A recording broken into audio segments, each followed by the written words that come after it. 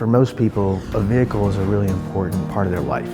But there's some people for whom it means so much more. By simply helping maintain or make sure it's in great working order, we have a clear opportunity to help people give back to the community.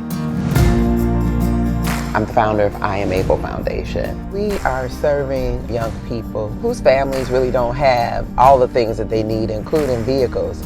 Our mission truly and earnestly is to raise up the next generation of healthcare heroes. My vehicle is something that I can't live without.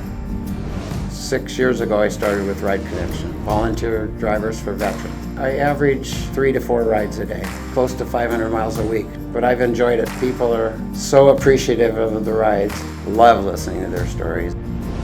I have been a volunteer driver for the American Cancer Society Road to Recovery program. You have this intimate relationship for that one moment to share your life together. It's invaluable. My car is like a road warrior with me. I'm making an impact on someone's life to let them know they're not alone.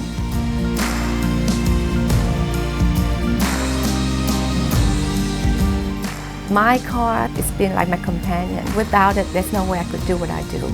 I can't imagine not having a car.